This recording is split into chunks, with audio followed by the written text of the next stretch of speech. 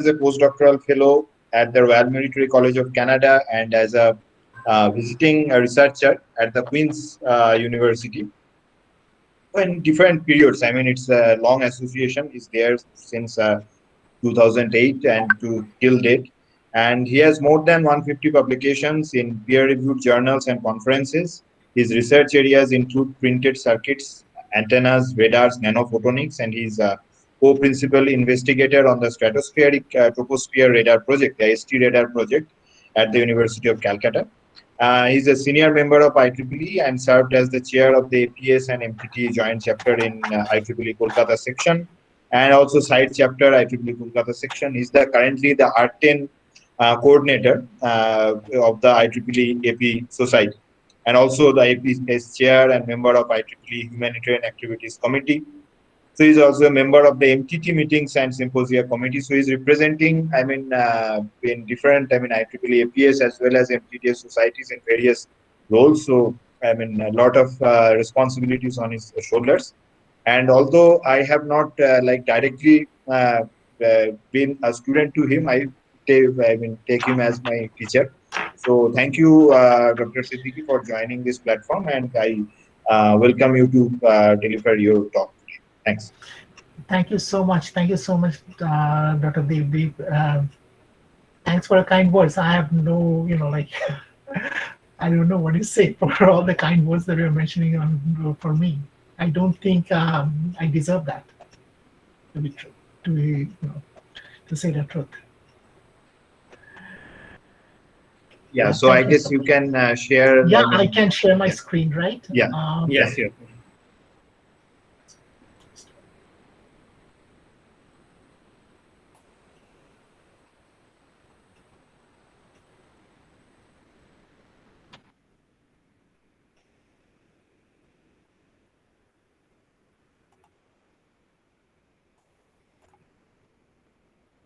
Is it visible?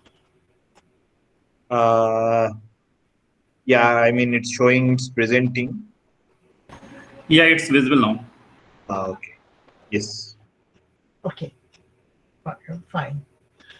Thank you so much. I'm grateful to organizers. I'm grateful to Dr. Yadav, of course, Professor M.M. Sharma, to Dr. Devdeep Sarkar, to Dr. Jayawardena for inviting me to this workshop.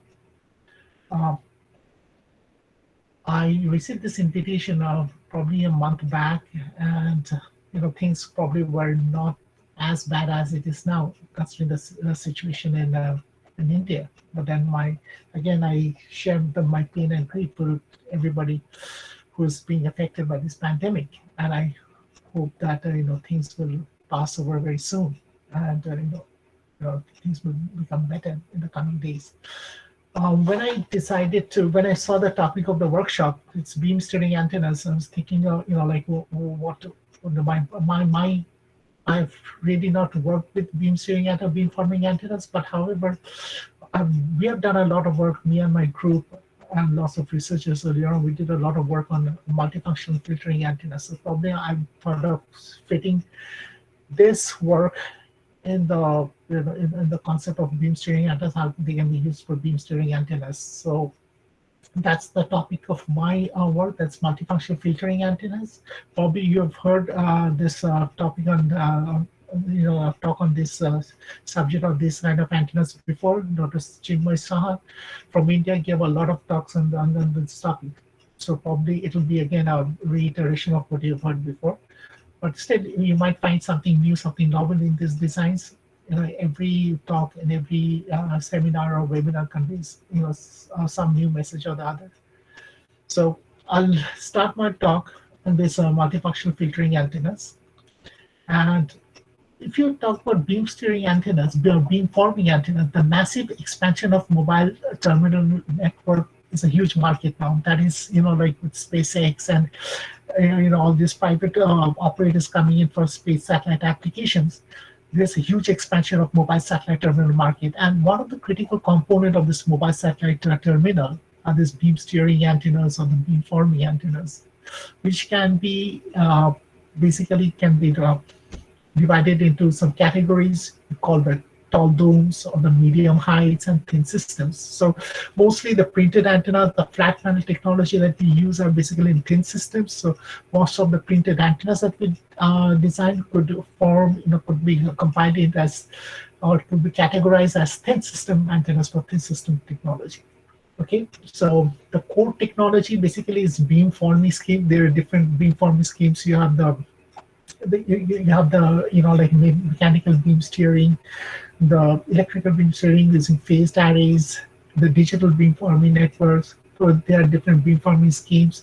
There are other software controls and reconfigurable mechanism, and that is where we try to fit our antenna into the scheme of reconfigurable antennas, reconfigurable mechanisms. So we call it the multifunction filtering antennas.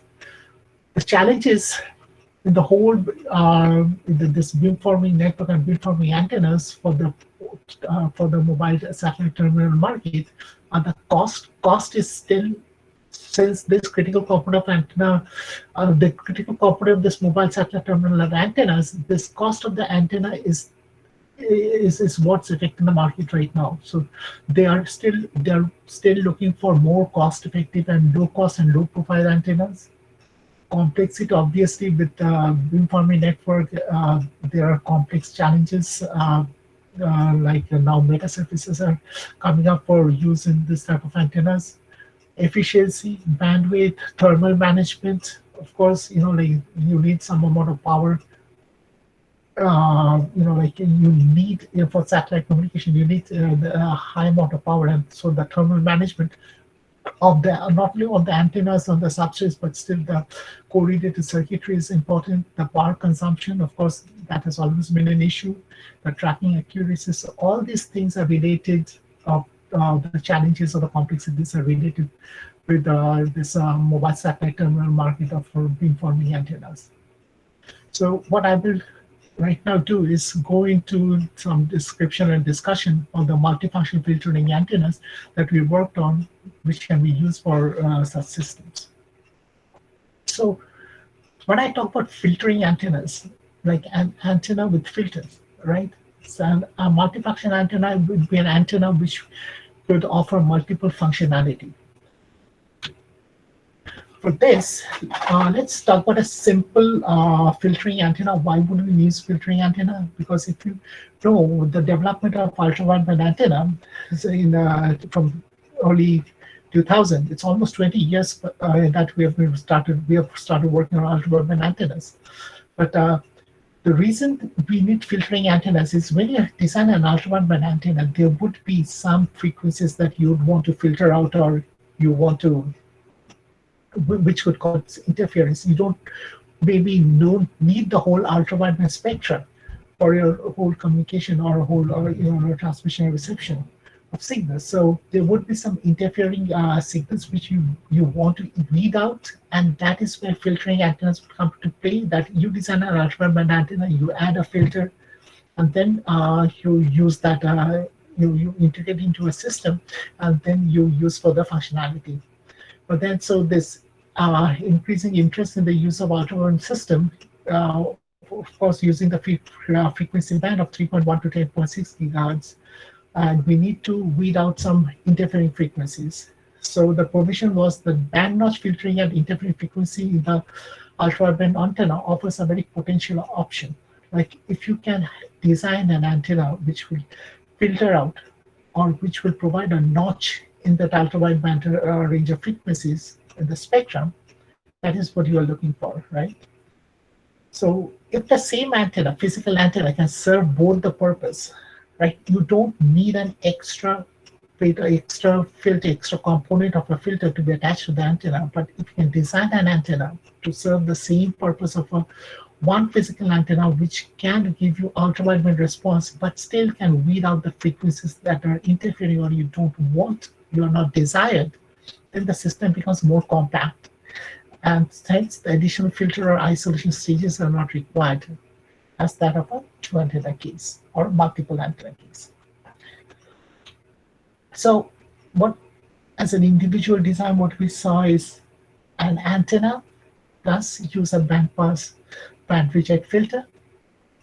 And now what you're seeing is an integrated design which are filtering antennas. That is antenna which has an integrated filter, that is designed not as an additional component to the filter, but tweaking the antenna in such a way, designing in such a way so that it provides the filtering. So it's these are basically integrated designs, and this integrated design scheme, the filter and the antenna is wholly treated as a subsystem. What it does, it simplifies the matching circuit, because when you have a component of a filter and you have an addition to that additional antenna, of course you have to connect the filter to the antenna, and that would need a matching network, and the matching network would translate into some kind of loss, and some mismatch could again change the performance of the whole antenna. So now with the simplified matching circuit, you don't need a matching circuit. The whole filtering design component is integrated into the antenna, so the system becomes less complex. And of course, this overall size reduction, so you don't have an additional component of isolation stage of filtering, filter, and then added to that antenna, along with some form of transmission line, which will connect the filter to the antenna. So there's a overall size reduction. So that is where the whole concept of filtering antenna has taken over since last 1 decade, and that is what we have been working on for last 1 decade. So when we did a survey of the kind of filtering antennas that has been in the market, what we found is there were lots of modifications on the radiator or on the ground plane. Like if you want to notch it, like people were designing ultra-wideband antennas, and on those ultra-wideband antennas, they were providing some kind of a geometrical perturbation, some kind of perturbation or some etching, which would, or tampering with the ground plane, because we know that for any monopole antenna, most of the monopole printed ultra-wideband antennas, low-profile ultra-wideband antennas in the last 2 decades we'll be seeing is the printed monopole antennas. And when a monopole antenna, you have a radiator and you have a ground plane, you have an image on the ground plane, so any perturbation on the ground plane or on the radiator will give you some form of impedance mismatch at certain range of frequencies or a certain frequency or band of frequencies. So what happens?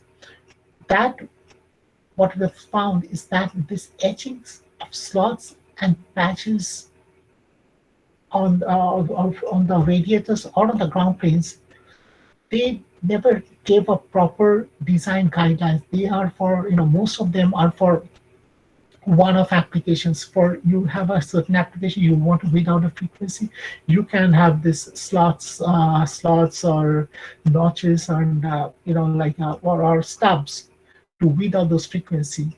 But then they cannot be generalized. You cannot really use it for another frequency. There are very few papers which had proper design guidelines, which you can, if you have a design guideline for one frequency, you can see the same design scale up or scale down over the spectrum to design it for other frequencies. So this one of use type slots and defective ground structures and EBG type structures. So they were one of designs. There were some design guidelines, yet it wasn't it wasn't easy to translate. There were too much complexities. So we wanted to weed out this or make it more simplified and have a design, provide a design which will be independent, which will be with some kind of inclusion, and which will be independent of any tampering or any perturbation in the ground plane or the radiator. So that, for this notch frequency or for filtering that you need, it will be easily easily replicated for any range of frequency or any notch frequency that you want to weed out. So this was one of the earlier papers that we published in 2014, which has the design of a single frequency notched antenna using a square ring SRR. Now, what our design did, like if you see all this design, this were the changes in the patch or in the ground plane. What we did, we designed a monopole, ultra-wideband monopole antenna, printed monopole antenna with a circular radiator R, which is fed by a Coplanar waveguide. This is a very simple, common type of antennas that were being designed almost 10 years back, like everybody was working with this either a microstrip fed monopole antenna or a coplanar waveguide fed monopole antenna. And what we did as part of this designing a notch frequency, we used split ring resonators. We used split ring resonators which were printed on the other side of the substrate. Like you have, this is the substrate, this is the antenna design, you have the monopole radiator, you have a coplanar waveguide, and we placed SRRs. And what we found is that this design yields a notch. It's a very simple concept, a very simple design, but yet it yielded a very sharp notch in the desired frequency. Now, the best part is that if you want to design this notch frequency, if you want to, change the notch frequency over the spectrum, like we designed this antenna from 3 to 10 gigahertz. This SRR yielded a notch at a certain frequency, say 6.34. But if you want to yield a notch at any other frequency over that spectrum, what we have to do is just change the size or the geometrical size of the SRR, and that will provide the notch at any frequencies that is desired, and it can be translated into over any frequencies. These are very narrowband notches, but then you can basically change the shape of the design of the SRR, change shape or size of the SRR, and you can yield the notch at any frequency that you desire. So that was the novelty of this work. Like, it does not tamper with the antenna or the ground plane, because you have to just tweak with the design of the SRR, and your notch frequency will change. The antenna, the radiator, and the ground plane will remain the same. This notch frequency, like I said, is frequency scalable. So this notch frequency, what you design with the SRR, is frequency scalable. You want it at 6, you did just change the shape of the SRR, it will be at 6 gigahertz. You want it 8 gigahertz, you just change the shape of the SRR and get it at 8 gigahertz or 5 gigahertz. So your antenna and the ground plane are untampered. So this design of the antenna and SRR contributing to the notch are independent. So they are not correlated like in other designs. Like if these were changed, these were designed for certain frequencies with certain notch frequencies. But if you have to change the notch frequency, you have to design the whole antenna. Redesign the whole antenna with the notch, with the slots and the cuts.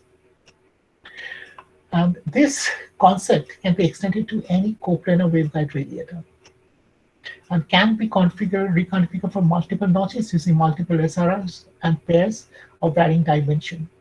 So I'm sure along my presentation, like the kind of work we did and a volume of work we did, where we designed using multiple SRRs and used for various dimension, changing dimension and yielding multiple notches.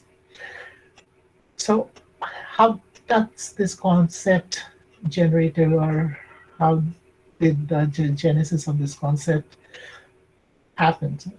Here's the design prototype on an RT Duroid substrate with a printed monopole antenna. You can see, and you have the SRRs printed on the other side of the substrate. Okay, and the strategic placement of the SRR are very critical. So what we did, if you want to change the frequency, notch frequency, you just have to change the shape of the SRR. You design the SRR for any other dimension, and it will yield a notch at a different frequency. What we did is that we also in our work we provided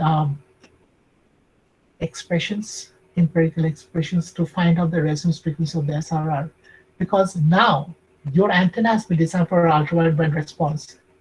If you want to design an SRR, place an SRR to read out some frequency, you just have to follow the guideline of this expressions, and then you can theoretically calculate the SRR resonance, because the notch frequency is affected by the resonance. You have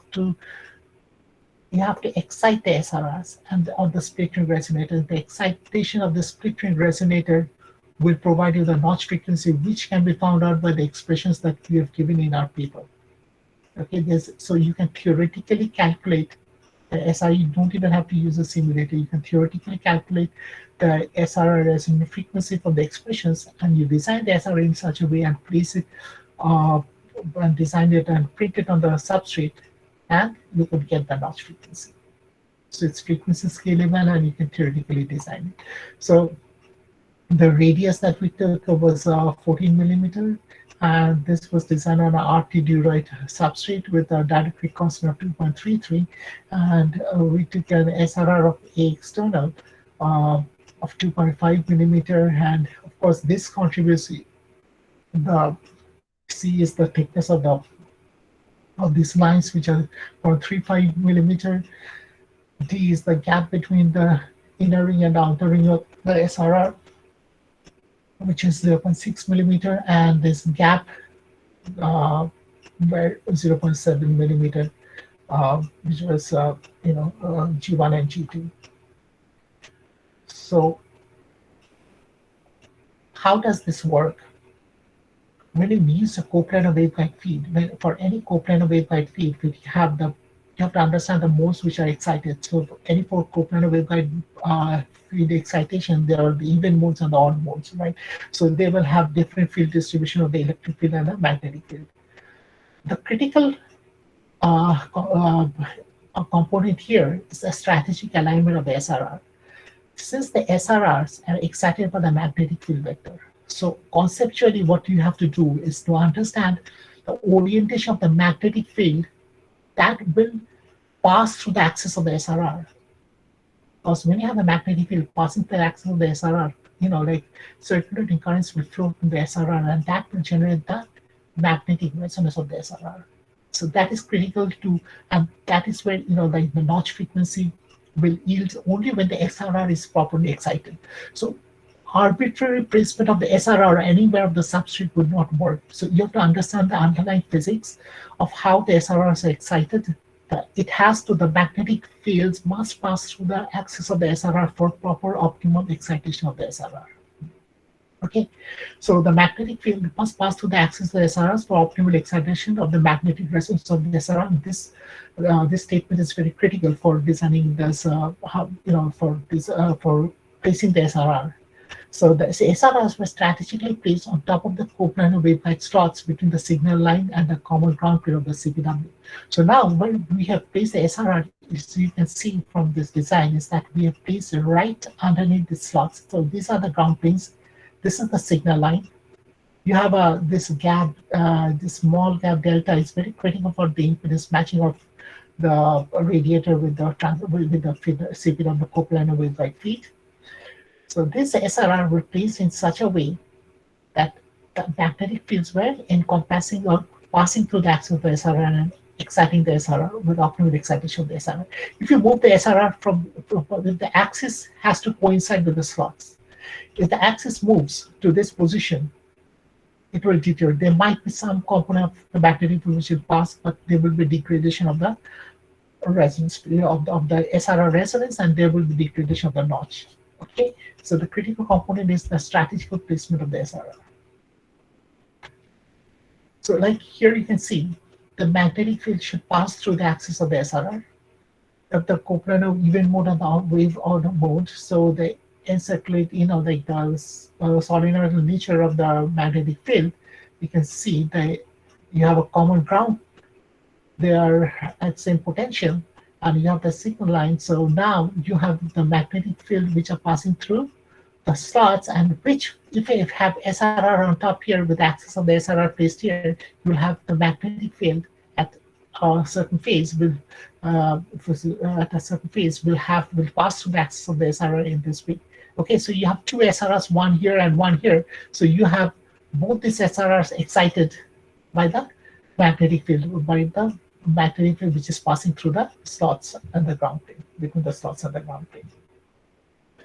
So our paper also presents the SRR resonance calculation, like I said. So for different geometries of SRR, like we did it for the square splitting resonator, we also did it for the circular splitting resonator. The resonant frequency of an SRR yielding the notch as it resonates can be expressed as, for the square SRR, 1 by 2 pi root over this LT,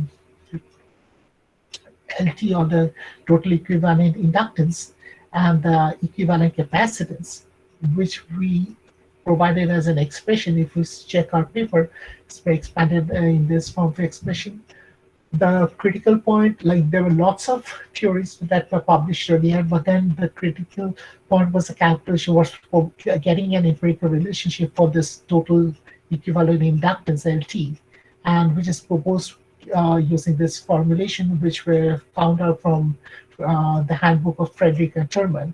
You see, like most of the work has been, like established a long time back, about 40, 50 years back. We are just reinventing, and it's like an old one in new bottle. But then these expressions are very helpful in calculating the, in determining the theoretical resonant frequency of the SRRs. So this yielded a very good, good like good correlation or uh, result, when compared to the simulated and the measured data. Okay, but this constant gamma is this. So this value changes for a square loop, for a circular loop, for any hexagonal loop. So you change this value, you get a different value in microhenry of the total equivalent inductance, and you can put this value and you can theoretically calculate the resonance frequency of the SRR, and life becomes so simpler, because if you have an idea of the design of the value of the SRR, if you can calculate it by hand, you know the dimension of the SRR, because one of the critical thing here is that this dimension, the signal line, the slot, this basically will determine the characteristic impedance of the Copeland waveguide. Okay, and impedance is so important. Like if you have a connector of 50 ohm, and this connector, and like if you have this Copeland waveguide, the signal line, the dimension S, if I call it S, and these small gaps, the slots, the dimension of the slots, well, and of course the substrate dielectric constant or the substrate thickness will basically determine the impedance of this line. Okay, now since you have this parameter S and this parameter of slot small and the two slots, so you can basically have more degrees of freedom in designing and Copeland waveguide with the 50 ohm impedance. But then you have to also ensure that the SMA connector has a fixed dimension. And to launch an SMA connector, to launch the electromagnetic wave using an SMA connector, what you have to understand is these dimensions are very, very are fixed. So keeping this in mind, you have to design a Copeland wave CPW line with a signal line of certain dimension, so that this, like the arms of this SMA connector would be shorted to the ground planes of the Copeland waveguide, and the central part of the coax, which is coming to the SMA connector, what basically is soldered to the signal line. This is a constraint in our design, because now your SRR, if you want the SRR axis to be just on the slot, what happens? You have a constraint in the outer dimension of the SRR. You cannot really expand it. You cannot really expand it beyond a certain dimension, because then they will overlap. So these are the like the boundary condition of the physical constraint of the design that has to be kept in mind. So likewise, when you have those dimensions, so those physical dimension, with those physical dimension, you can design. Sometimes you can design a circular loop. Sometimes you can design or whatever the space constraint provides. Depending on that, you can choose the geometry of your SRR. Okay. So the expressions, so the theoretical calculation can be done using these expressions of the SRR. The evaluation, the wire length, again, the evaluation of wire length L. This is the L is the evaluation of the wire length. Like you're taking both this, combining both this dimension. You take a perimeter value of the perimeter and paste that in this value, and you can get the total expression for this, or the value of the SRR resonant frequency. So when we, again, after that, we use the simulator to design the, to check the surface current distribution. And we found that this SRR was working at 6.34 gigahertz. So what happens at 4 gigahertz and 8 gigahertz, because this has ultra wideband response, this printed monopole antenna with a Copilot waveguide fed. What happens at 4 gigahertz? You can see the SRR not being excited, right? Because the SRR resonance frequency, they will be excited to some form, but then it's not optimally excited. So you can have this current distribution, the current standing waves along the periphery of this radiator. You can see at the 4 gigahertz and 8 gigahertz, the radiator is pretty much excited. But then at 6.34 gigahertz, you can see the SRRs are excited and no wave or no this wave is basically exciting the radiator. So we are getting a notch. So this radiator is not being excited. So we are getting a notch at this frequency at 6.34, which is mainly contributed by the SRR resonance. So when we compared the simulated and measured result, what we found that without SRR, this is what Copilot waveguide fed ultra wideband antenna would look like. It's working from beyond almost 3 to 10 gigahertz, the measure that the simulator results are provided here, right? This is the minus 10 dB magnitude of the reflection coefficient, which you can see this antenna is pretty much performing over the whole performing well over the whole wideband frequencies. Now, when we use the SRR, the moment we load the antenna with SRR, that is, load the coplanar waveguide with SRR, the coplanar waveguide is again feeding the antenna. What you can see is this is a notch here. That's around 6.34 gigahertz. Okay, so this notch is being contributed by the resonance, the SRR's magnetic resonance. The SRR is being excited, and that is yielding a notch at this frequency. Okay. So this is again the measure and the simulated result for this SRR. And now we wanted to check whether this loading of SRR, of course, we knew beforehand a prior knowledge that since the SRR is not perturbing the radiation of the antenna, it's on the feed line, it would not impact or deteriorate the patterns of the antenna. So when we designed the radiation patterns distributed over the whole spectrum 3 to 10, between the 3 to 10 bandwidth, we chose 3.1 gigahertz, 6 gigahertz, and 10 gigahertz. That's 3.1 is the extreme, the lowest operating frequency, and 10 gigahertz is the highest operating frequency, as well as 6 gigahertz, which is very close to the SRR resonance. We found that this radiation patterns basically it's a like just the way we wanted a monopole type radiation pattern with the E plane and the H plane. Okay, so these are the E plane and the H plane radiation patterns, and you can see there's a good circular symmetry in the H planes, and you can see the E plane patterns, which is basically the desired or the known patterns of any monopole antenna. Okay, so now we were convinced that the SRR, which is yielding a notch at 6.34 gigahertz, is not basically deteriorating the radiation pattern. The antenna is radiating just as the way it's supposed to radiate. But when we saw the gain, when we plotted the gain versus frequency, what happens is during the gain measurement, we saw that the measurement similar to gain measurement, it yields a notch, and that frequency of the gain drops very sharply at the frequency of interest of the free resonance frequency of the SRR, and this is the frequency we wanted to filter out. Okay, so again, this is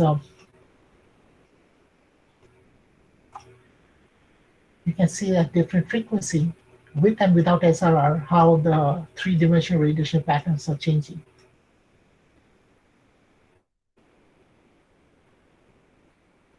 So of course, that goes higher in the frequency, this beam splitting. And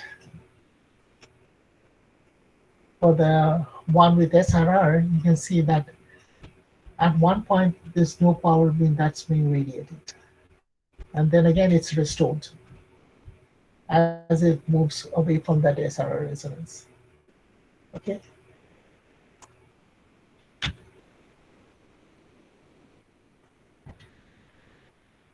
Now, what would you do if you want to be now once we got hold of the concept, we started to explore more different things like reconfiguring for multiple notches. Now, since the SRR, these resonant inclusions, the splitting resonators were being placed on the coplanar waveguide, we try to reconfigure the antenna for multiple notches because the shape and the dimension of the SRR will yield a notch, right? That's what has been said before. So when we use multiple notches of different dimensions, we saw that you can play with different tweaks and you can literally change the band of the frequency of the notch bands, of the notch frequencies, as well as like the wideband notch, get wideband notch frequency, or dual band notch frequency, or even triple band notch frequency, or to 3 notches or 2 notches, or a wideband notch. So multiple notches can be realized by adding more SRR pairs with varying dimension around the coplanar waveguide. Okay, so what we have to do is just increase the length of the feeding section. If you increase the length of the feeding section, have enough space to pack in enough number of splitting resonators, or shall I say pair of splitting resonators, you can literally yield different, like multiple notches over the section, because the multiple SRR excitation will read out multiple frequencies which will not reach this radiator, and the radiator will only radiate the frequencies that is being fed with from this coplanar waveguide. So again, we designed 2 different SRRs with SRR2 XNR1 and 2 XNR2, and these are the prototype which we designed with different dimension. You can see the SRR, the geometry is the same, but then the dimension changes. These are square splitting resonators, but these are smaller and these are higher. So obviously, from our electromagnetic concept, we know that this will basically yield a notch at higher frequency, and this will yield a notch at lower frequency. Then we did a very slight. This is a much optically you can see that the dimensions are pretty much different, but here we made a very subtle change in the dimension. You can see the subtle change was done in the gap G. We played with all the parameters, the D, C, and G, and with this subtle change we still found that there is a change in the bandwidth. So here to they are very close proximity. The notch frequencies are in close proximity. But what happens when they are in close proximity? You can read out a wide range of frequency. A wideband notch is generated, and this was published again in a paper in 2015. And you can see these are the dual frequency, dual spectrum resonator, and you can see the VSWR. After yielding 2 different frequencies, right? And this is the, or you can say this, S11 plot, and this is the maximum realized gain in the EX plane. So what happens that in the realized gain, you can see there are 2 notches, and the gain drops sharply at those 2 different frequencies, where the SRRs are basically designed for, and the SRRs are resonating. So these are the frequencies that the SRRs are resonating, and this is the notch, and this is the gain plot. Okay. Now that is for this case, and for when there's a very subtle change in this dimension, what happens is that you get a wideband dual splitting resonator notch. So you have a notch basically which is wideband, because now this 2 resonances are basically overlapping. The SR resonances are overlapping, so you can literally weed out a wide range of frequencies. Okay, and even here you can see the S11 and the measured gain. The gain drops a wide range of things, very sharp. It drops absolutely almost as a straight line. It's very sharply within this. The roll off is so sharp that you get a wide range of frequencies over this range. Now, having done this, the most interesting part of this work is when we got a complementary response by accidentally loading the, like shorting the ground plane and the signal line with mechanic strips. And this is probably one of the, like better work in this presentation, in which you will find that we now design a multifunctional antenna. These are filtering antennas that I have shown before. And now we design a multifunctional antenna which will give complementary responses of ultra-wideband and a narrowband characteristic from one single antenna. So like continuing from the previous design, we had a SRR loaded printed monopole antenna. This SRR were providing a notch. Okay. Now, when they were providing a notch, when we used a strip line to shorting strips to short the ground plane with the signal line, basically you are shorting this transmission line. So there should be no transmission of power from, because this is the feed, this is the port where you're feeding with the SMA. So you are basically shorting out the ground plane and the signal line like this. Okay, and you are placing the SRR on top. If you don't place the SRR, nothing will reach this end. But when you place this SRR, of course, with this resonant inclusion, what we found that this is yielding a narrowband response, which was very, very interesting, because now you design an ultra-wideband antenna, but you're tweaking it in such a way, you're basically tweaking the feed section in such a way that it's giving a narrowband response. So a very interesting complementary characteristic of an antenna. You're basically transforming an antenna, reconfiguring an antenna from a ultra wideband response to a narrowband response, and at the same time you can also get a frequency notch ultra wideband response. Okay, so basically these are conceptually can be expressed in three different topologies. As configuration A will be if you short the ground plane and the signal line and place an SRR, you'll get a narrowband response. If you place only the SRR and you remove the shorting post, you'll get a frequency notch response. And if you short the gaps of the SRR, or if you have, instead of a split ring resonator, if you have a closed ring resonator, it will restore the whole ultra-wideband response. So now you have one single antenna with different tweak in the geometry of the SRR and the shorting post without changing the coplanar waveguide dimension or the radiator dimension. It can yield three different kind of responses: narrowband, frequency notch, ultra-wideband, and ultra-wideband response. And that, in my opinion, is very, very interesting and a novel concept. Still, I'm yet to see one antenna with a small tweak or single there's a tweak in the design with three different, drastically different responses.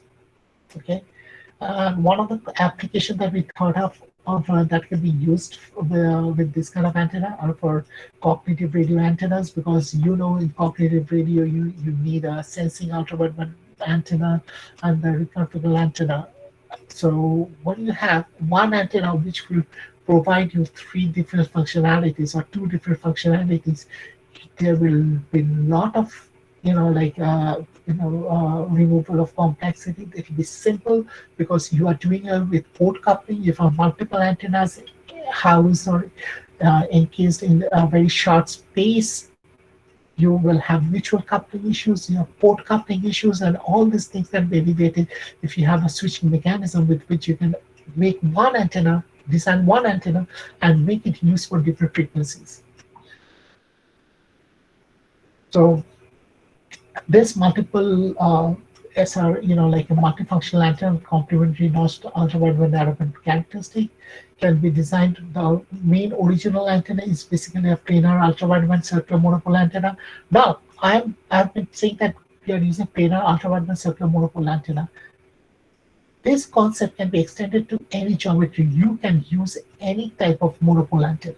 any type of monopole antenna. But you have to, the underlying physics has to remain same. You have to know strategically where you have to use the SRR. This will work fine even with a even with an elliptical shaped radiator or any other shape geometry of a radiator or even a slot shaped radiator. So when you have only the SRR, it provides a frequency notch ultraviolet band.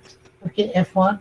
When you have SRR plus shunt wire, we call this shunt wire. So you have a narrow band radiation, and you have the closed ring resonator. You have the ultraviolet band radiation, right? And this is the fabricated prototype that we designed.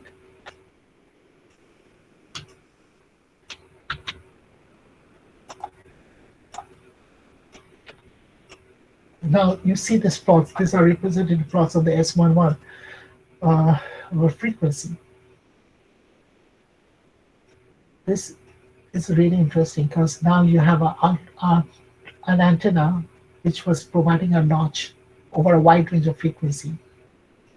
The moment you place a shunt wire or shorting post between the ground plane and the signal line, you can see the sharpness of this response. You translate the antenna transforms from a notched antenna to a narrowband antenna, and that narrowband operation is basically exactly at the frequency at which you are getting the notch. Okay, or in very close proximity to the frequency where you're getting the notch. So now you design an ultraviolet antenna, but you are getting a notched. You are now operating it as a narrowband antenna. Now, how beautiful is that? That you design an ultraviolet antenna, but you can also use it as a narrowband function for narrowband functionality. And that narrowband frequency again can be scaled. You just have to change the SRR dimension. You change the SRR dimension, and you can basically play or tweak with the narrowband frequency from almost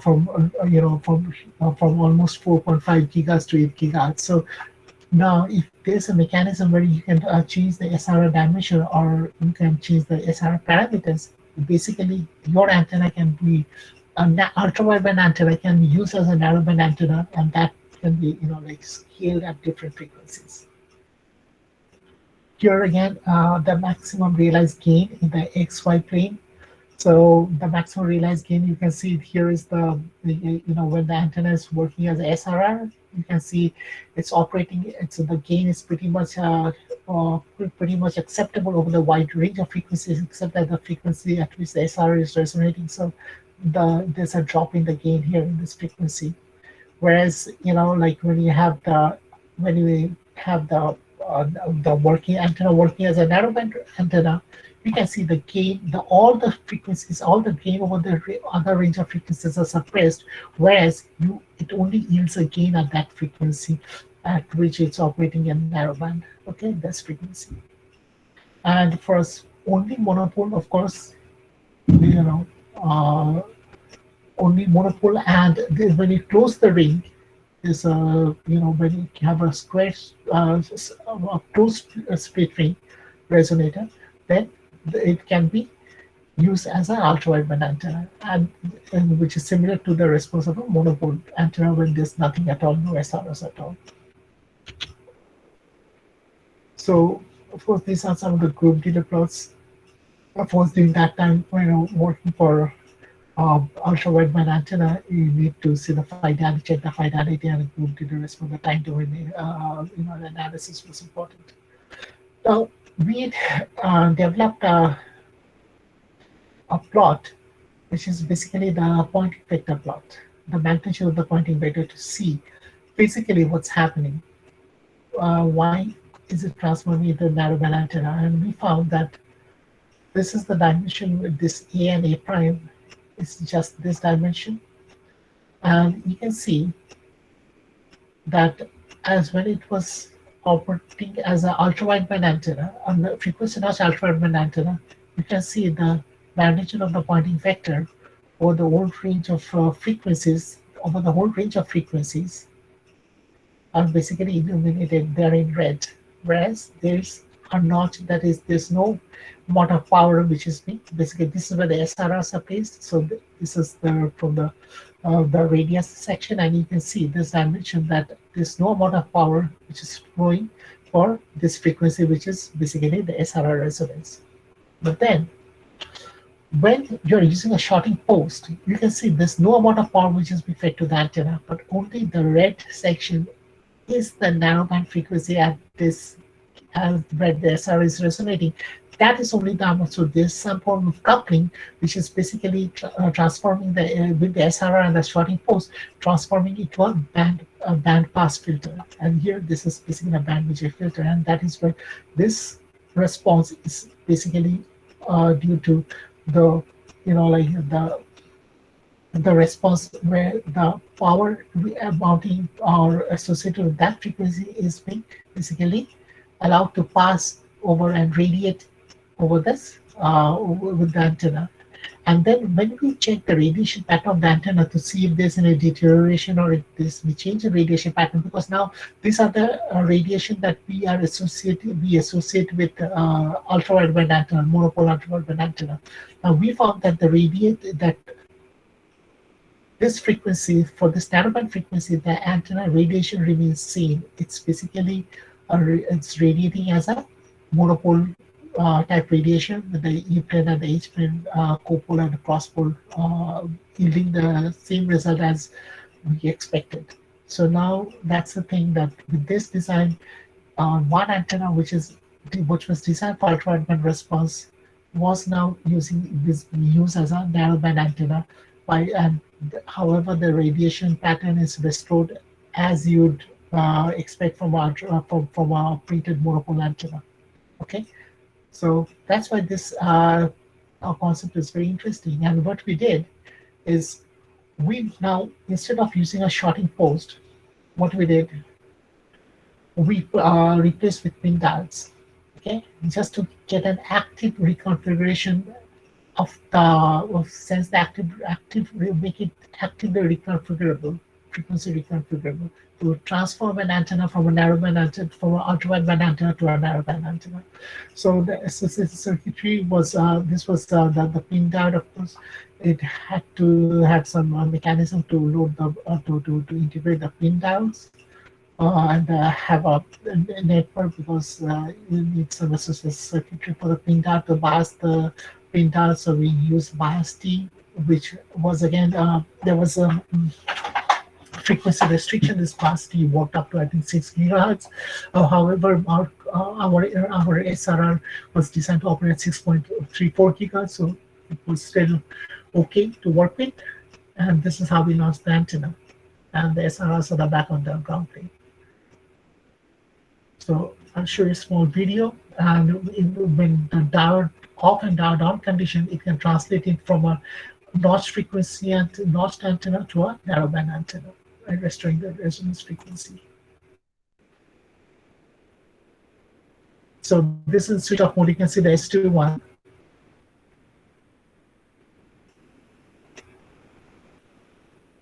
And this is where you can get the narrowband frequency. You can see that by just switching on and off at a non frequency, that's a narrowband frequency it's operating, right? So in real time, we showed that this is doable. So that was interesting. Now we have associated losses with this pin diode. There was some fabrication tolerance. We did it in the lab. However, we were thinking of making, using MEMS, RF MEMS switches that would give a very fast reconfiguration, a fast switching mechanism, and you can basically make this antenna toggle work as an narrowband antenna or a frequency notch antenna. So this was a paper. So this was reported in the paper. We had a hard time in publishing this paper, however, and it was reported last year in 2020 as active reconfigurable ultra wideband antenna with complementary frequency notch and narrowband response. So you can access this paper from the web if you're interested in this work. Now we designed multiple ultra wideband monopole antenna with multi-layered SRR. We showed multiple SRRs. Now also we had some design concept using multi-layered SRR. Now there will be time when the SRR, you may not have a very long coplanar waveguide CPW line where you can place multiple SRRs over the line. So what we did, we used multi-layered SRR, like we designed this antenna with an SRR and separately designed 2 SRRs, and again with the proper alignment placed on top of the coplanar waveguide. So it's like a sandwich design. You have the antenna sandwich between 2 substrates, and the SRRs are basically print of different dimensions are being placed again each other with the axis coinciding. That is very critical because the axis has to coincide. That is when the SRR will be properly excited. Okay, you have to keep that in mind. And then we got similar responses then configuration. And then we also use switch, like again, extending the concept that we found out of yielding an element response. And we got some very good results. So the notch due to substrate and the notch due to superstrate. So you have a substrate and superstrate configuration. So we can play with a lot of design, and you can get different kind of responses. So the triple notch multi-layer is multi-SRR loaded monopole antenna. This is the triple notch SRR loaded antenna. Here we use circular SRR. All the way, in all the earlier designs we're using square SRRs. We use circular SRRs of different dimensions. We use rotational.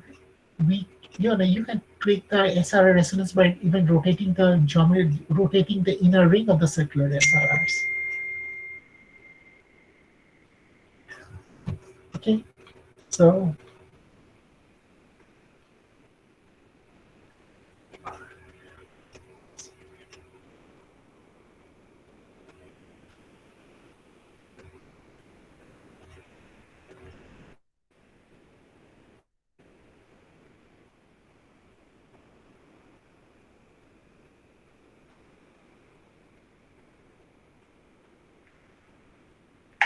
Dr. Sanjeev, no.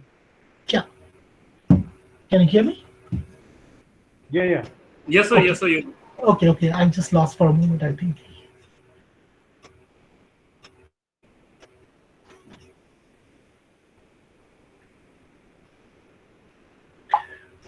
So now you have switch 1 and switch 2, and using this design, we designed a coplanar waveguide circular monopole, and the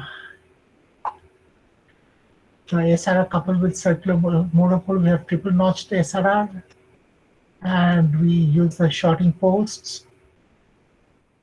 These are the fabricated prototype.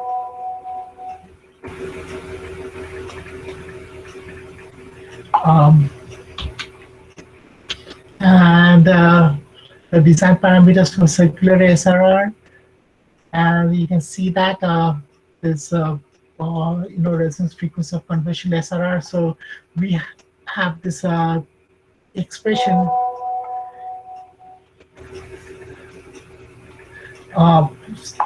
for this circular rotational SRR. Again, this rotational SRR theoretical expressions can be used to determine the resonance frequency of this SRR, okay, depending on the theta value that is changing the rotational inner and outer ring.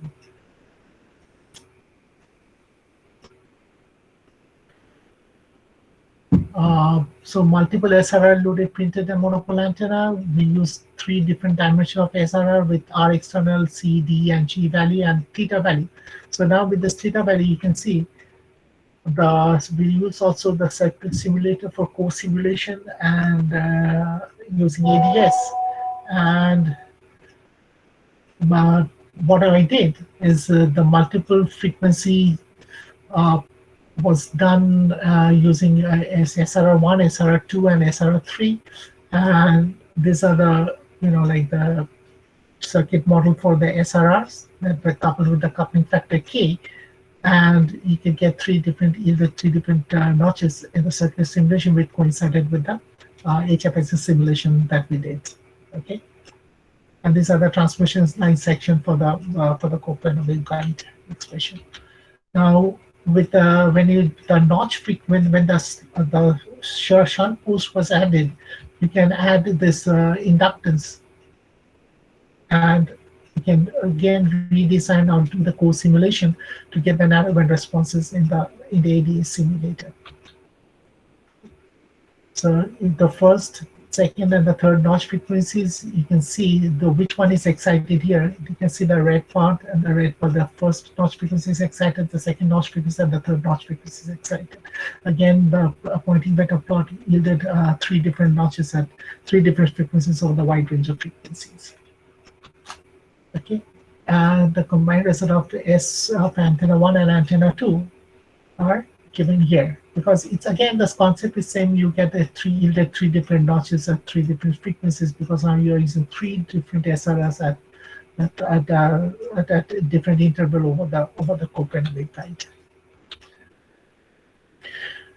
Now we extend this concept again to a different, totally different antenna altogether. That is, now we are using an ultra-wideband tapered slot antenna, which is basically basically an end-fire radiating antenna. So that antenna is designed like this, in this way. The design of ultra-wideband antipodal tapered slot antenna using elliptical strip conductors. This was again a work done in almost in 2010 or 2011. It was done in 2010. But then this is an antenna, printed antenna with a low profile antenna, which operates from 400 megahertz to 10 gigahertz. If you see the operating frequency, the lowest operating frequency, you'll like for a printed antenna, you'll hardly find an antenna which will be working for such a wide range of frequencies. So this was designed for a noise radar application in Canada, and we designed this antenna using this split ring resonators on very thin, altitude substrates, because other than that, we had bulky horn antennas at this, because they're bulky and they were very heavyweight. So now we designed a very low profile antenna, a pretty lightweight antenna of a dimension of 300 millimeter, 274 millimeter, using this antipodal tapered slot antenna. The antipodal configuration, again, for the ease of feeding this antenna with the SMA connector, so that you don't need a balun, because antipodal, this portion is basically a microstrip line which is unbalanced, and the connector is unbalanced, so you don't have a transition balun for a balanced to unbalanced converter. Okay, so this is how we designed this antipodal tapered slot antenna. The empirical relation, again, we provided an empirical relation to design just two ellipses being added together, having this dimension T. D is nothing but the 4 times the minor radius of the elliptic radiator plus this gap separation, and you can get this, antipodal tapered slot antenna working by impedance matching. By what you have to do is to taper the transition, because now this is an unbalanced section and this is transformed into a balanced section. Okay. So the optimum ellipticity ratio was 1.3, and the gap separation was taken as 2 millimeter, and it worked from the wide range of frequency. So there are different feeding mechanism. Like for having it in coplanar, then you need a slot and a stub matching.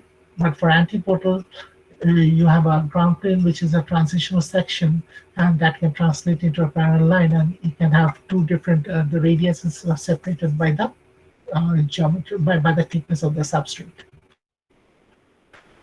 Now, as I said, that the E plane and the H plane, the azimuthal plane or the elevation plane are critical here, because when we are going to use the SRR, place the SRR, as I said, the SRR has to have an orientation of the magnetic field passing through the axis.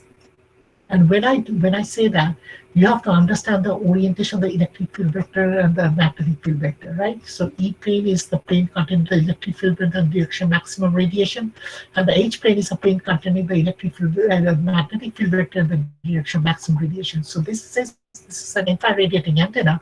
The direction of maximum radiation will be in the Y direction, and when it's in the Y direction, the like the E-plane will be the XY plane, and the H-plane will the YZ plane. The common denominator here is the direction Y coordinate, coordinate Y. That is, like this direction.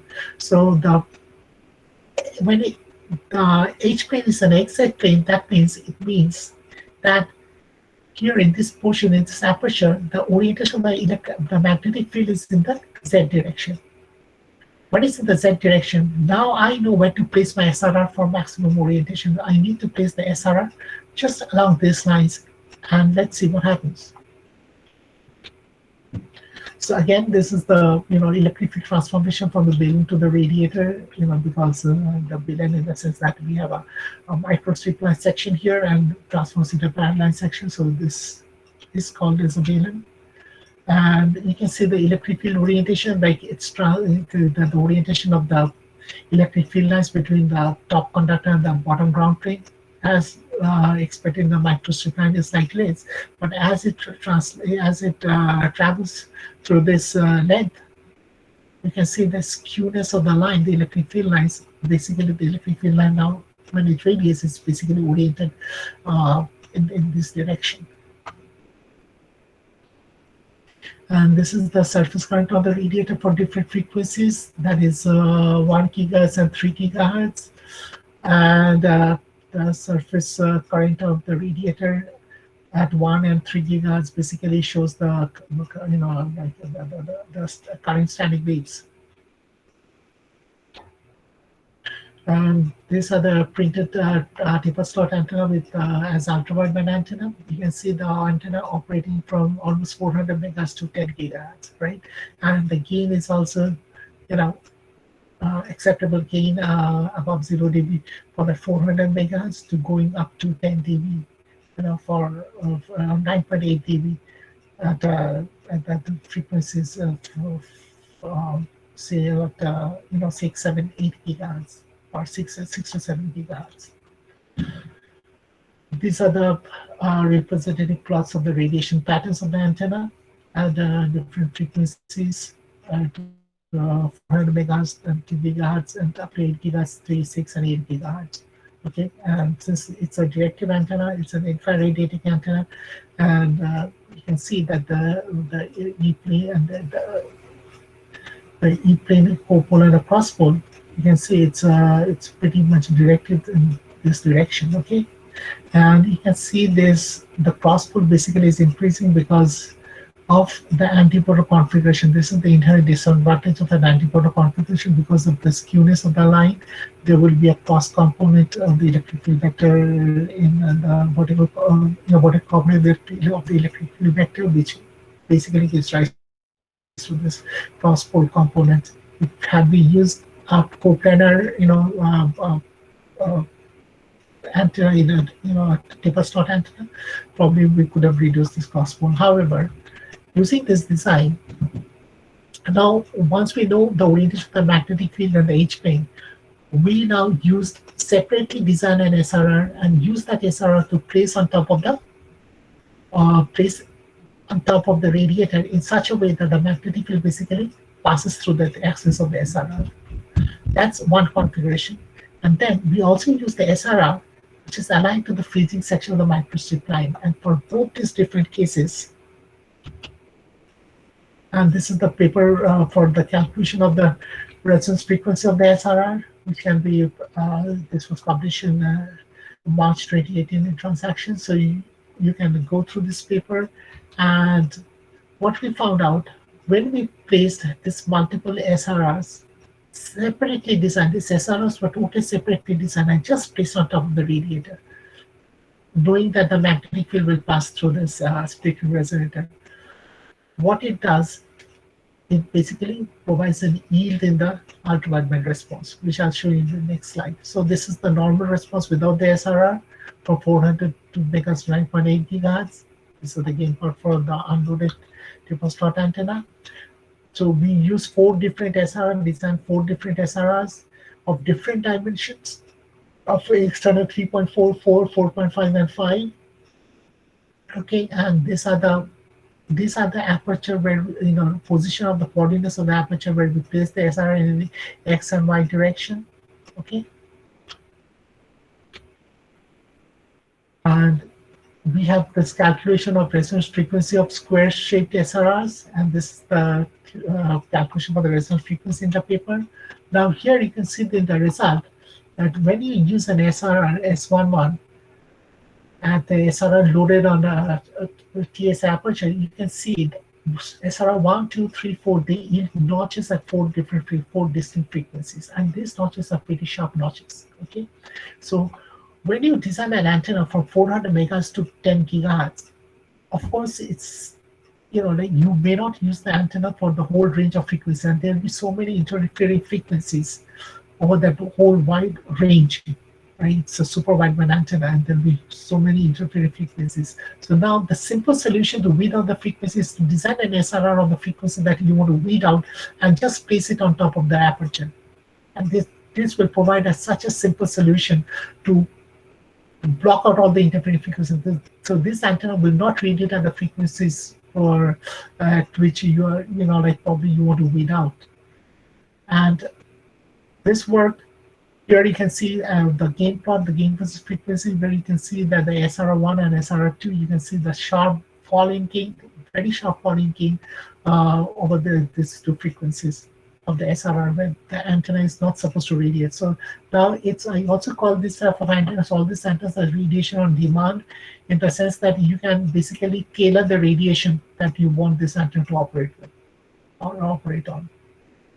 Okay, now when I use the SRR on the feed section, again, this is interesting because earlier I started my talk by saying the SRR was used on a coplanar waveguide, but now I'm using the SRR on a microstrip line. And this microstrip line on the feed section too, I can get a very sharp notch. And that is because this microstrip section, again, the underlying physics is that you have the fringing of the fields, okay, the fringing of the fields from this perpendicular or electric conductor to the ground plane, or this microstrip line to the ground plane. And when you have a fringing of the field, if you have a very close proximity of this edge, if the SRR the SRR axis coincides in the close proximity at this edge, then the electric field will be basically in this direction for a very short, at a very short distance, and then it will basically be, because of the fringing, it will connect to the ground plane, and then you can see that the magnetic field will be then absolutely vertical to the axis of this SRR.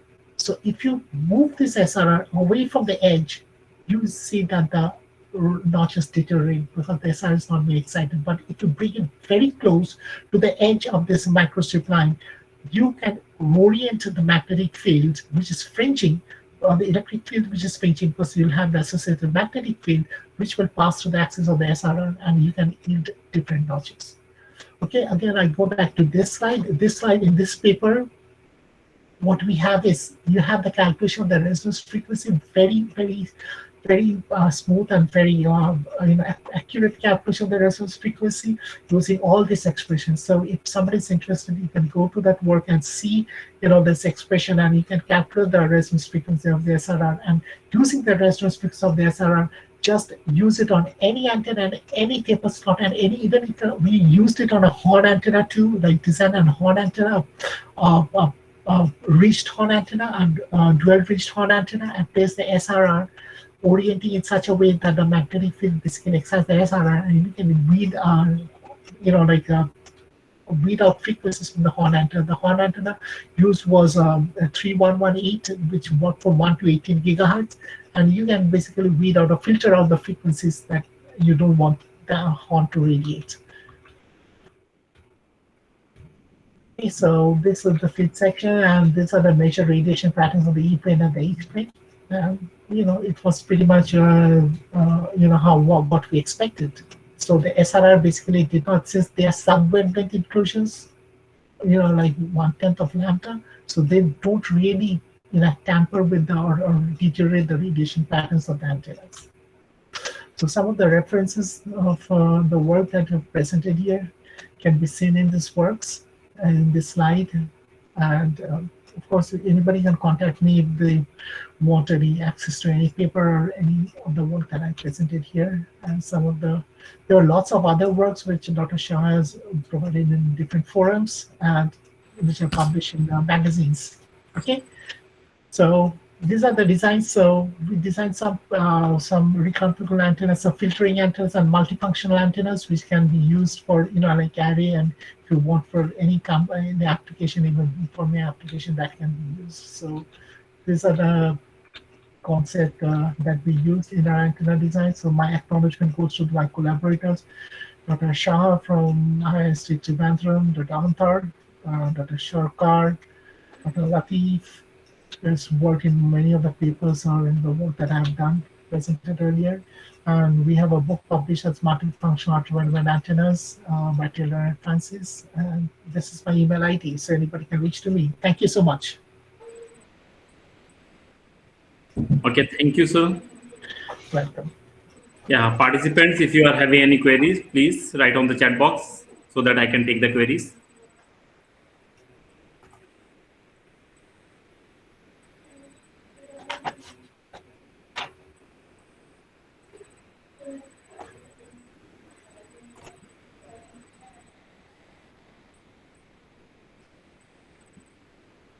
Sanjeev, Yes, sir. I did not find any question there. Yes, sir. It was a wonderful explain. Yes, No, sir. yes. So I nicely. will nicely. assume that the work was not interesting, so I didn't get any questions, right? Oh, so it was so interesting. You have everything covered about the SRR. Sorry? You covered everything about the SRR, so slip ring resonators. Yeah, I mean, like I've been living with SRR for last 1 decade. Yeah, so you don't, no design and you left unchecked. Yeah, there are so many designs which I have not presented, and for which Chinmay has most of the designed slides. But then, thank you so much. But anybody who would want to, they get through this information or need the access to these papers, or they can write to me. My email ID is there, so I can definitely help anybody who would seek any information about this material. Yeah, say you are discussing and you have shown about that there are so many notches 1, 2, 3, 4 with the SRR. Can we call this? Can we have like this one? This is a reconfigurable antenna. Yeah, this is that is what the name that we provided in my active reconfigurable antenna when we use the pin diode and presented the paper or published the paper in IEEE Access. This is for reconfigurable antennas. So we call it filtering antennas, multifunctional antennas, reconfigurable antennas. So I can see a question like when you are putting this reconfigurable antenna, so the switching is passive or active? Yeah, I mean, reconfigurable we have shown with pin diode with active switching, right? So the whole thing can be translated with MEMS switch. You can do an active switching circuitry, and you can design this antenna. This antenna will basically toggle. You can basically shift the antenna, from working as a narrowband antenna to an ultrawideband antenna to a frequency notch antenna, whatever the application desires. Right. Great. So there is a one question. Just I'll read out. There is a one question from one of the participants, Sunita Joshi. She is going to ask that. Yes, can we apply SRR for terahertz frequency? Now, SRRs are, I told you, these are sub-wavelength inclusions, very resonant inclusions. They're very, very small. So at terahertz, I don't know, like the antenna might be, so you have at terahertz, whatever you design an antenna at terahertz, if you want to read out some of the frequencies, now to get an ultra-wideband, rather wideband response in terahertz, it's tough. So I don't think it would be feasible to use SRRs for terahertz application, but still there are lots of designs in optical antennas and optical metasurfaces, and all those sensors are being designed. So the concept, the underlying physics can be used, definitely. Underlying physics, but how much practical is it? It will only time will tell, depending on the technology we use to design these antennas. Yeah. There is another question by the participant that, so can we say the SRR and the ring resonator is the same? Yeah, so SRR, we use a split ring resonator. I've shown also a closed ring resonator where you don't have the gaps. So again, the nomenclature, it's only the nomenclature. Yeah. So it is a ring resonator, but it's a split ring resonator. If you close the gaps, it transforms into a closed ring resonator. Exactly. So I am one of the participants. Can I ask a question directly, if that's okay? Sure, sure. Yeah, sure, you can. Okay, sir, I am Bismil. I am from NIT Srinagar. I had this little confusion that, for example, if we are designing SRR, for a particular antenna system, for example, so obviously with the change in the size of our ground, there would be some changes. So is it like more sensitive towards the size of the ground, or it would not, make much? Well, if Because you there see will be the different current distribution on the, with the change in size of ground. current distribution would only come when the SRR is properly excited. So how is the SRR excited? It has to be excited by the magnetic field. So what is your transmission line? Where are you placing the SRR, and how are the fields oriented? If you know how your magnetic field is oriented, if it's on the radiator or on the feed section, if you know the orientation of the magnetic field, you can place the SRR in that way. Okay, if you place your SRR, it will excite. If the magnetic field passes through the axis of the SRR, it will excite the SRR. Okay. So I was just concerned whether it would, just introduce an additional resonance there, or if you change the size Okay, of the. SRR does introduce kind of higher order resonances. So that's why if you see most of our designs are shown at 5 and 6 gigahertz, because there's another resonance which is at a multiple of the 6, that is at 12 gigahertz. So if you design it at 3 gigahertz, you'll get another dip at 6 gigahertz. So you have to take that into control. We are working on that to design an SRR so that you can suppress the higher order resonances. But what you can do, you can send your design and I can check over my email. Okay. Okay, sure. Thank you so much. Okay. Thank you. Okay. Excuse me, sir. I have one question. If that's okay with you. Okay, of Yeah. course. Yeah. So the thing is, I'm designing this ultra wideband antenna. I've been given this assignment, and I have to incorporate metamaterial in it. So I'm trying to design a split ring resonator, and it's an ultra wideband antenna. So the thing was, though I'm trying to get the results, but I'm not getting efficient results. And second thing is, what should be the dimension? What should be the frequency we should consider while designing this split ring resonators for metamaterial or in general? Well, metamaterial, these are metamaterial inspired antennas, but I would not call them metamaterial antennas, right? Because they don't have anything like, of course, split ring resonator around with where the wires are used for the DNG, response, or the double negative response. But we are not really getting, or we're not really advocating that our SRR will give you a negative permeability. What it does is, as I've shown you with the pointing vector plot, it's just reading out the magnetic field. The magnetic field, when the current is excited, it's just reading out that the magnetic field, and it's violating the pointing vector. That is, the wave is not propagating in the direction to feed the radiator. So your metamaterial SRR dimension, you have to separately design that ultra wideband antenna. And like I said, the physics of the SRR is that this will filter out. It's a filtering antenna. It will filter out the frequency if it's properly excited. And how is it properly excited? The magnetic field must pass through the axis of the SRR. So if you know the E plane, H plane, the fields of the feed line of the radiator, you place the SRR. If the magnetic passes through the SRR will be excited, and you'll get a filtering at that frequency. Okay, sir. Thanks a lot, sir.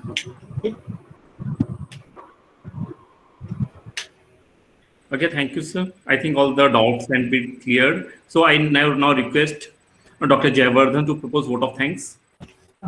Thank you so much, Dr. Yadav. It was so nice meeting you, and thank you for inviting me here. Thank you, sir. On behalf of IEEE Delhi section, APS chapter Jaipur, and IEEE Young Professional Affinity Group Bangalore section, I take this opportunity to propose vote of thanks to our eminent Dr. Javed Siddiqui for sharing his finding and knowledge with us. session was full of knowledge and interesting. It gave deep insight into the topic and also revealed some interesting facts. I am pretty sure that this is knowledge that Professor Siddiqui gave us will definitely help us in our research and future findings. Once again, I would like to thank you, Dr. Siddiqui sir, for accepting our invitation and taking our time from the busy schedules. Thank you so much, sir. I also extend my sincere thanks to our Chief Coordinator, Professor Anam Sharma sir, for being with us and support this event. Also thank to Dr. Sanjeev Yadav sir and Dr. Devdeep Sarkar for coordinating this event successfully. Thank you, sir. Thank you, Dr. Javed. Thank you so much. Thank you so much. I believe it's pretty late for you all. Probably it's dinner time and I'm encroaching that time. But it was so nice meeting you all. You know, it has been tough for all of us for last few months. Right? Yes, sir. But thank you, and thank you for keeping up this good work. Have you submitted the, you know, like the report for APS for this year? Yes, sir. Yeah, we Yes. have submitted for last year. We have funds for special projects and for everybody here associated with any APS chapter. So if you need some extra fund or some for any project or even site, like I said, I have a meeting with the Humanitarian Activities Committee day after tomorrow. If we can brainstorm, or if you want to organize a session, you know, I can facilitate that and be glad to be a part of it. Sure, sir. Just We can write down. let me, pardon me? Yes, just give me a shout. I'm there. I'm available anytime to help anyone. Right? Okay. Yeah. Thank you Thank so you, much. sir. Thank you so much. Thank you. Thank you. Thank Thanks, Devdeep. Thank you, everyone. Thanks. Thank you, sir. Thank you, everyone. Thank you, participants. Thanks. Okay.